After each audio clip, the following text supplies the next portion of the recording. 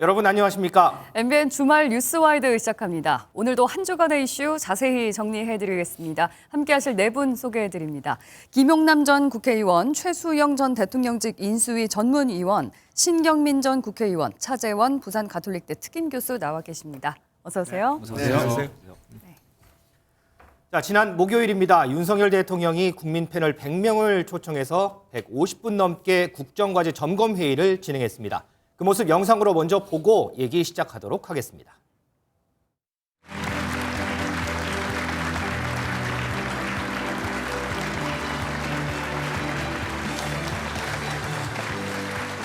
또 정부 초기에 국무회의에서 확정한 이 국정과제는 저희 정부의 국정운영 규범입니다.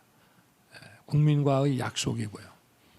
3대 개혁은 아주 필수이고 그리고 결국 미래 세대를 위한 것입니다. 노동 문제가 정쟁과 어떤 그 정치적인 문제로 흘러버리게 되면은 정치도 망하고 우리 경제도 망하게 된다고 저는 생각합니다. 이 개혁이라고 하는 것은 인기 없는 일이지만 회피하지 않고 반드시 우리가 해내야 합니다. 자, 이렇게 보신 것처럼 윤 대통령이 이 자리에서 연금, 노동, 교육, 이른바 3대 개혁 과제는 선택이 아닌 필수라고 강조했습니다. 먼저 김용남 의원님. 네. 자, 국민의힘에서 이 모습을 보고서 이런 대통령 나온 적이 있었냐. 이거 어느 정부도 말 못했던 과제다 이런 얘기를 했거든요. 정말 그런 과제인가요? 어느 정부나 시도는 했었죠. 근데 이제 성공적으로 마무리가 된 적이 있었나? 박근혜 정부 때 이제 연금과 관련해서 공무원 연금 개혁을 했었죠. 근데 워낙 반대도 심하고 그러다 보니까 약간 봉합 수준으로 좀 결과가 나온 적은 있습니다. 그리고 교육 문제는 글쎄요. 교육 문제는 손을 댈수록 나빠졌던 것 같고 노동개혁은 시도는 몇 차례 있었습니다만 제대로 개혁이 이루어진 적은 뭐 제 의견으로는 없었던 것 같습니다. 그래서 중요성은 어느 정부나 알고 있었습니다만 제대로 해낸 정부는 없었다고 봐야겠죠. 특히 세 개 다를 다 제대로 한 정부는 없었다고 보는 게 맞겠고요. 윤석열 정부에서 정말로 진정한 성과를 낸다면 역사적인 그 평가를 받을 수 있을 것 같습니다. 근데 글쎄요, 지금 그 국회 의석 구조나 이런 거로 봐서는 뭐 적어도 후년까지는 쉽지 않을 것 같고, 뭐 그러다 보면 또 임기가 중반을 넘어서 이제 후반으로 들어가기 때문에 네. 성과를 내기 위해서 노력은 하겠습니다만 성공 여부는 좀 지켜봐야 되지 않을까 싶습니다. 네. 그럼 신경민 의원님, 지금 뭐 김용남 의원은 어느 정부에서나 중요성은 알고 있지만 제대로 해낸 정부는 여지껏 없었다라고 얘기를 했는데 윤석열 대통령 얘기를 들어보면 이 3대 개혁 과제에 대한 의지가 상당해요. 그러면서 이게 인기 없는 일이지만 그래도 하겠다라고 하는데 어떻게 좀 전망을 좀 해주시면 어떨까요? 쉽지 않죠. 이걸 어느 정부도 사실은 다 얘기는 은연중에 많이 했습니다. 중간중간에 네. 얘기를 했고 이 필요성에 대해서 느끼지 못한 정부는 없었습니다. 그러나 이것을 그러면 어떻게 했을 때 그게 노동이건 연금이건 교육이건 또 지금 문재인 케어까지 나왔기 때문에 건보건 간에 지금 하나도 이걸 어떻게라는 부분에 있어서 이렇게 또는 뭐 1년 후에는 어떻게 2년 후에는 어떻게 이렇게 해서 실행에 들어간 정부를 지금까지 본 적이 없어요. 근데 지금 윤 대통령 경우에는 당선인 신분 때부터 계속 이 얘기를 해왔는데 지금 이번에 또 했거든요. 네, 어떻게 부분에 대해서는 아직까지도 정확하게 뭔가 하여튼 전체적인 그림이 나온 건 아니에요. 그러니까 그렇게 보면은 뭐 반드시 꼭 뭐 기필코 뭐 이런 자꾸 뭐 수사가 붙습니다만은 어떻게 해야 될지 잘 모르겠어요. 지금 방향이 잘 안 잡히는 것 같습니다. 네.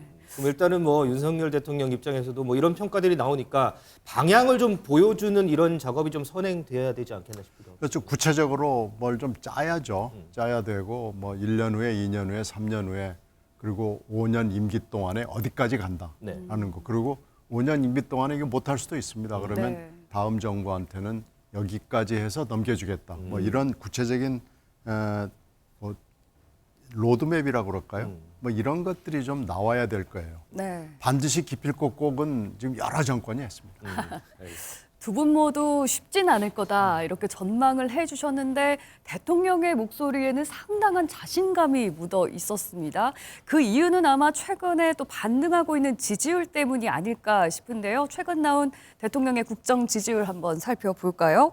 4주 연속 상승하면서 36%까지 오른 것으로 나타났습니다. 최수영 의원님. 네.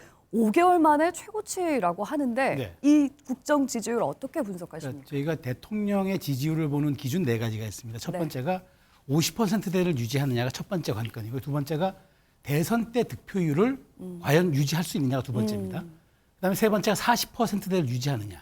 지금 그 세 가지는 세 다 가지는 안 아닙니다. 되는 그래서 것 같은데. 마지막이 뭐냐면 30%대를 얼마큼 유지하고 또 얼마큼은 박스권에서 빨리 탈출하느냐가 우리가 뭐 여론조사를 본 네 가지 관점인데 네. 지금 대통령의 지지율은 뭐 50%는 일단 취임 초기에는 잠깐 있었고 네. 그다음에 48.6%의 그 대선 득표 지지율도 이미 뭐 한 달 지나면서 벌써 이제 그게 무너졌고 그런데 이제 이 시기에 네. 이 3대 개혁 과제를 꺼냈단 말이죠. 저도 뭐 이제 인수위 참여했을 때 이 3대 개혁 과제에 대해서 저희들도 충분히 의견 내고 그 검토를 했었습니다만은 네. 근데 왜 이 시기냐를 제가 이제 말씀을 드리고 싶은 거는 사실은 지금 30%대 물론 중후반으로 넘어가고는 있지만 네. 이 정도 대통령 지지율 가지고 이 얘기를 못 꺼냅니다. 현실적으로. 왜냐하면 동력이 없기 때문에. 네네. 그런데 꺼낸 것은 그다음에 이것을 꺼내는 방식이 국정과제 점검에서 다시 한번 꺼냈단 말이죠.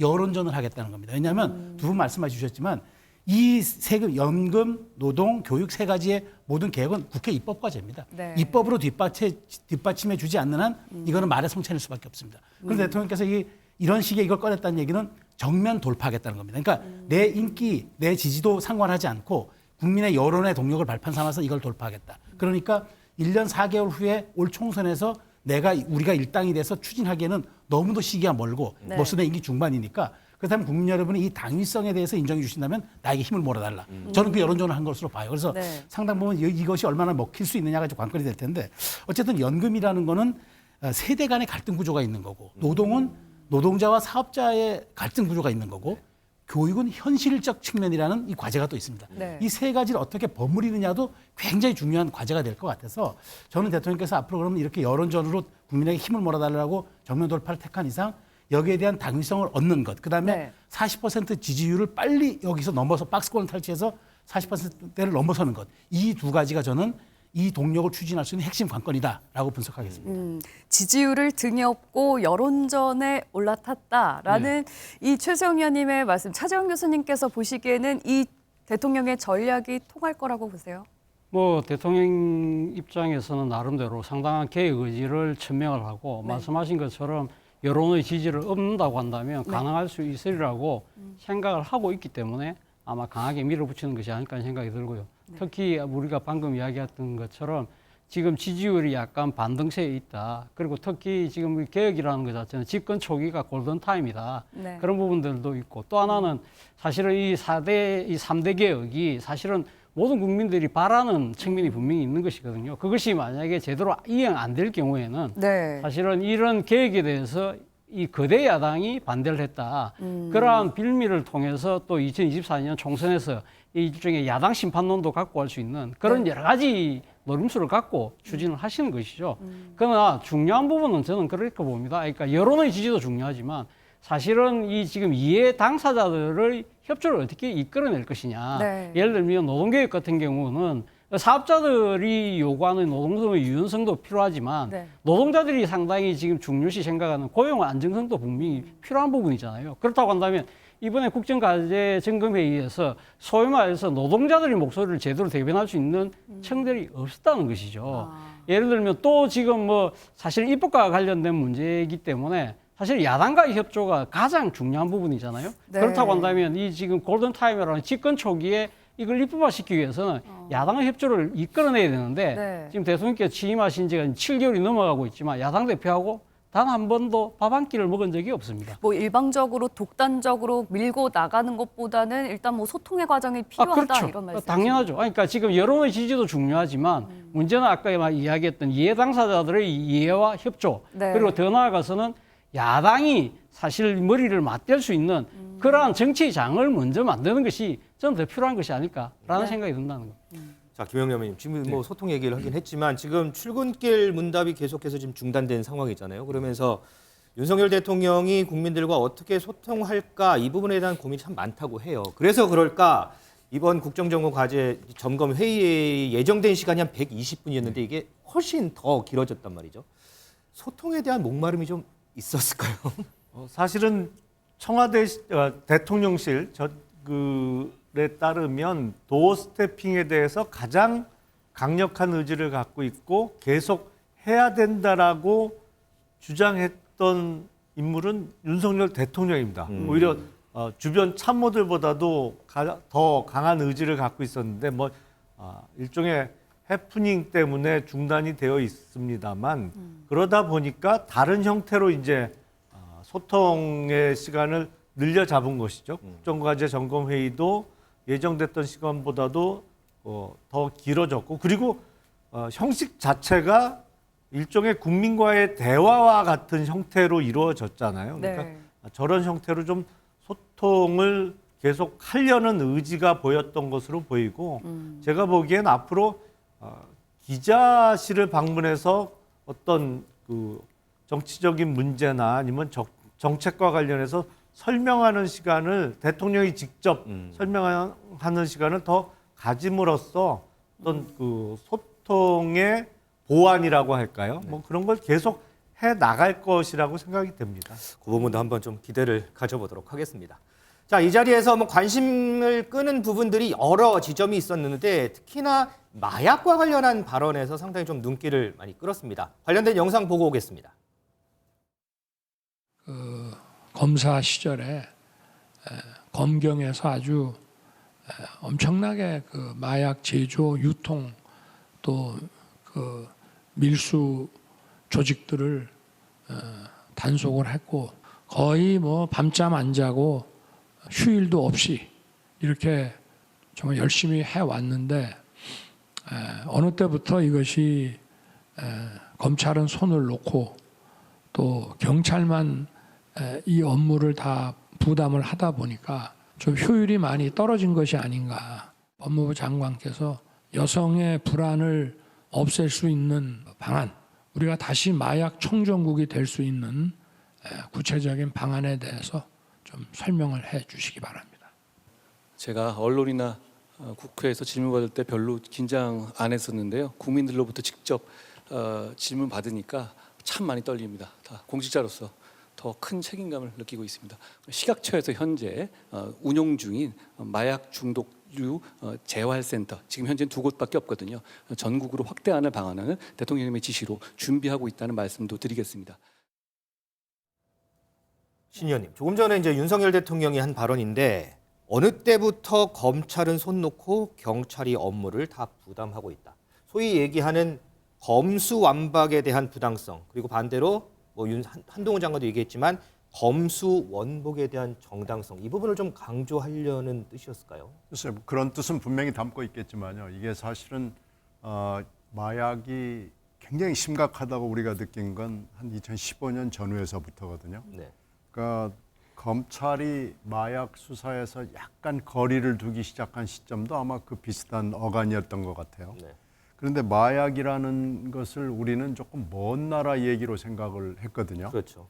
근데 미국이 보면은 이 마약 수사청을 별도로 독립해 있을 정도로 미국은 굉장히 만연해 있고 뒷골목 들어가면은 뭐 눈에 띄거든요. 그래서 우리가 이 정도까지 되지는 않았을 거다라고 생각을 하는 사이에 우리가 이게 스멀스멀 뭔가 지금 굉장히 심각해졌다는 것은 최근에 아마 눈에 띄게 드러난 걸로 보여요. 그래서 검찰도 가만히 있을 수 없다 하는 얘기는 일응 맞습니다. 근데 이걸 그럼 이제 앞으로 어떻게 할 것이냐라는 문제가 생겼고, 특히 한동훈 장관이 이 부분에 대해서 굉장히 강조를 하고 있지 않습니까? 네. 근데 이걸 이제 검수 완박을 반박하는 논리로 쓰는 것에 대해서는 약간의 정치적 복선이 좀 깔려 있다고는 생각이 됩니다. 하여튼 그러나 그거와는 변론으로 마약 수사를 앞으로 어떻게 해야 될 것이냐는 것은 국민적 과제의 하나로 지금 부상을 했고, 이게 실제로 심각한 게 여러 가지 리포트를 통해서 드러나요. 미국 정부가 1년에 한 번씩 내는 마약 리포트가 있거든요. 거기에 보면은 한국이 예전에는 상당히 깨끗한 나라로 돼 있었습니다만은 어느 때부턴가 한국도 예외로 인정을 하지 않기 시작하고 있기 때문에요. 이 부분은 대비를 해야죠. 이것은 정권의 문제는 아닌 것 같고요. 네. 이게 특히 요즘에 새로운 마약이 등장을 하기 시작했고 값싸게 등장을 했고 또 루트가 굉장히 다양해졌어요. 그래서 여기에 정말로 미국처럼 DEA라는 기관을 새로 만들어야 되는가를 고민해야 될 정도로 되지 않을 때 지금 고삐를 줘야 될 필요는 분명히 있습니다. 네. 차재영 교수님께서 보시기에는 이번 형식이 뭐 국민이 묻고 대통령이나 이제 주요 부처 장관들이 답하는 형식이었잖아요. 예. 한동훈 장관마저 떨린다 이렇게 얘기했을 예. 정도라고 하는데 이번 이런 형식들이 또 이번 정부 들어서 처음이었고 네. 어떤 점이 좋았고 또 어떤 점은 아쉬웠는지요?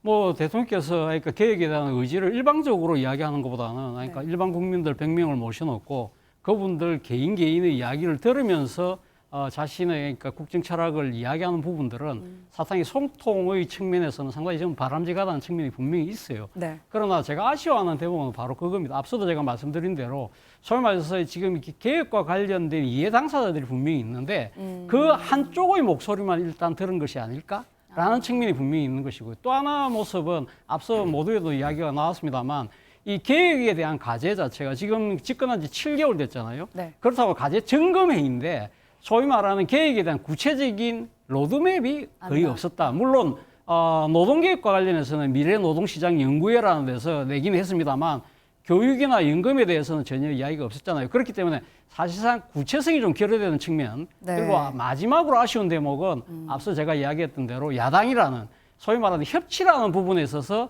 상당히 조금 아쉬운 대목이 있다. 어차피 이 모든 개혁 자체는 입법으로 뒷받침이 되는데 네. 과연 야당을 어떻게 설득할 것이냐에 대한 부분에서 여러분 국무위원들 열심히 해 주십시오 라고 그칠 것이 아니라 제가 앞장서서 야당과 대화하겠습니다 하는 식의 말씀을 했다고 한다면 훨씬 더 국민들이 공감하는 폭이 넓어졌지 않았을까라는 생각이 든다는 거예요. 네. 뭐 이 자리에 여러 부처 장관들이 또 참석을 하지 않았습니까? 특히 또 눈길을 끌었던 인물이 있습니다. 행정안전부 이상민 장관. 지금 국회에서 회의만이 통과가 됐는데 자리에 참석을 했고 대통령이 직접 답변의 기회까지 줬어요. 이거는 어떻게 봐야 되나요? 대통령의 신임을 계속 얻고 있다 이렇게 해석을 해야 될까요? 일단 국회 해임 건의안이라는 것이 그야말로 건의죠. 네. 법적으로 어떤 구속령이나 뭐 탄핵소추안의 국회 통과처럼 직무 정지 효과나 뭐 이런 법률적인 효과는 전혀 없습니다. 그야말로 대통령께 건의를 하는 것이고 대통령은 그 건의를 받아들일 수도 있고 받아들이지도 않을 수도 있는데 네. 이런 저런 모습을 통해서 해임 건의는 사실상 받아들이지 않겠다는 의사표시가 됐다고 봐야겠죠. 네. 물론 이상민 장관이 내년 이맘때도 행안부 장관을 하고 있을까? 저는 부정적으로 생각을 합니다. 이태원 참사에 대한 공식적인 수사 결과가 발표가 되고 그 재발 방지책까지 발표가 된 이후에 이상민 장관은 스스로 아니면 대통령이 그동안 수고했다는 말 한마디 하고 이제 거취를 결정하는 게 맞다고 봅니다만 지금 더불어민주당이 주도한 해임 건의안에 따라서 그거를 받아들여서 바로 해임하는 절차는 적어도 안 하겠다는 의사를 확실하게 내비쳤다. 뭐 공식적으로 내비친 것이 아닌가 싶습니다. 야권에서는 지금 탄핵 얘기까지도 나오고 있는데 제가 보기엔 그거는 완전히 야당의 악수가 될 겁니다. 가능성이 만약에 그렇게 없다고 되면. 보시는 거예요? 왜냐하면 탄핵소추안을 국회에서 통과시킬 수는 있어요. 네. 그거는 뭐 국무위원에 대해서는 절반 이상의 찬성이 있으면 되는데 절반을 훨씬 넘는 의석을 지금 민주당이 갖고 있으니까요. 그럼 네. 법률적으로는 이상민 행안부 장관은 직무 정지 상태에 들어갑니다. 네. 그리고 헌법재판소에서 탄핵 결정이 날 때까지 직무 정지가 되고 탄핵 결정 여부에 따라서 뭐 결정이 되겠습니다만 미국과 달리 우리는 사법적 탄핵 절차이기 때문에 네. 법적 책임이 명확하지 않으면 탄핵안이 헌법재판소에서 6명 이상의 찬성을 얻을 수가 없거든요. 그러면 이상민 장관은 어쨌든 직무는 정지되어 있지만 행안부 장관으로 재직하는 기간이 계속 길어질 수밖에 없어요. 그리고 네. 헌법재판소에서 탄핵소추가 기각돼서 법적 책임이 없다고 사법적 확인을 받은 장관은 또 바로 해임할 수도 없는 상황이라 그렇게 되면 더불어민주당의 어떤 요구와는 달리 이상민 장관의 재임 기간이 점점 길어질 수밖에 없는 상황이 되거든요. 네. 그거는 완전 제가 보기엔 만약에 탄핵소추를 밀어붙인다면 네. 야당의 완전한 악수가 될 거라고 생각이 듭니다. 자, 뭐 그 부분은 뭐 앞으로 좀 어떻게 좀 절차가 진행되는지 이 부분도 좀 관심 있게 좀 지켜보도록 하고요. 앞서 보신 것처럼 윤석열 대통령이 이런 얘기를 했습니다. 국정 과제는 국민과의 약속이다. 이 약속이 좀 잘 지켜지길 이렇게 좀 바래 보도록 하겠습니다.